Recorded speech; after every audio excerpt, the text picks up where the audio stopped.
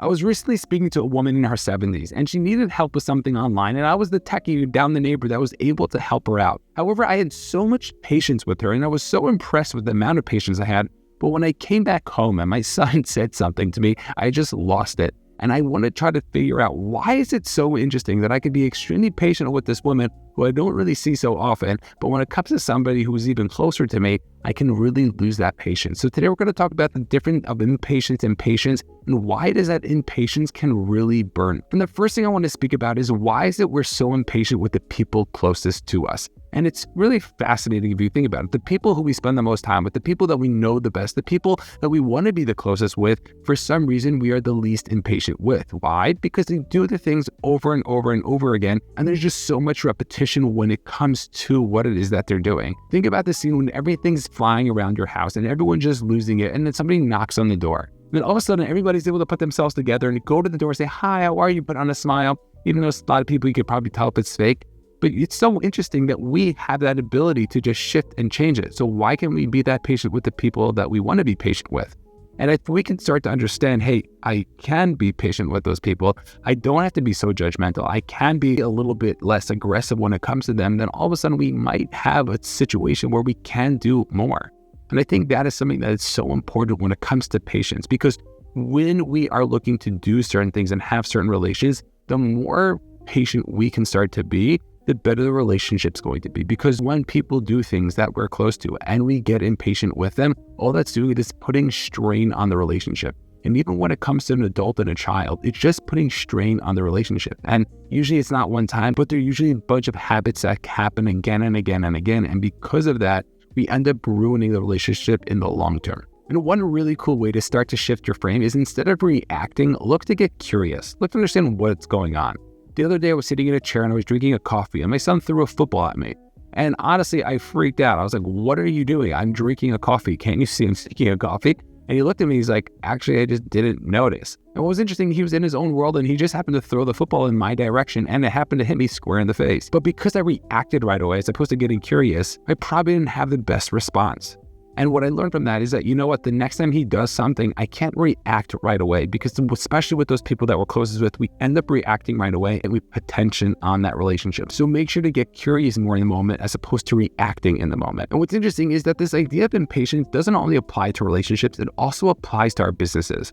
You see, when people are in business and they're trying to be impatient, they're going to try to find the shortcuts to be able to get them to the next level. However, what happens is that so many people try to constantly look for the shortcuts that they're not willing to do the hard work.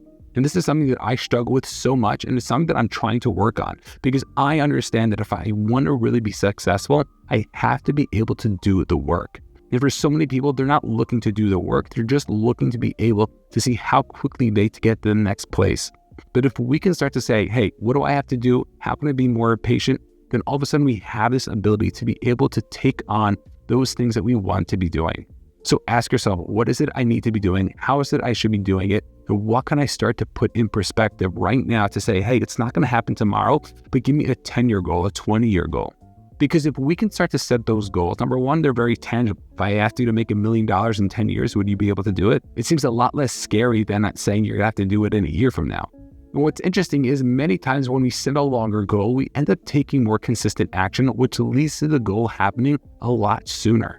So if we could start to be a little bit more patient, that could be something that could start to shift so much when it comes to the success that we really want to be having. And the amount of people who are tripping themselves up because they're trying to constantly be impatient and to take the action and to do certain things that are going to make it happen, all of a sudden they end up just messing themselves up and losing perspective in terms of what it is that they want to be doing. What we need to understand is, whether it's in our personal life or our professional life, that things are going to take time. Relationships are going to take time, both positively and negatively. And making sure we're doing what it is going to be the thing that's going to help us get to the places that we want to be getting to. As they like to say, patience is one of those things that is a virtue. And if we can start to really implement that into our own lives, we're going to start to see success, not just in one area, but in all areas. And that's one of the beautiful things about personal development. Because I could look to be working on myself in one specific area, and it's going to affect the other areas. And patience is one of those keys. And if we can start to work on it by getting curious, by not reacting right away, then all of a sudden we have this ability to become more patient.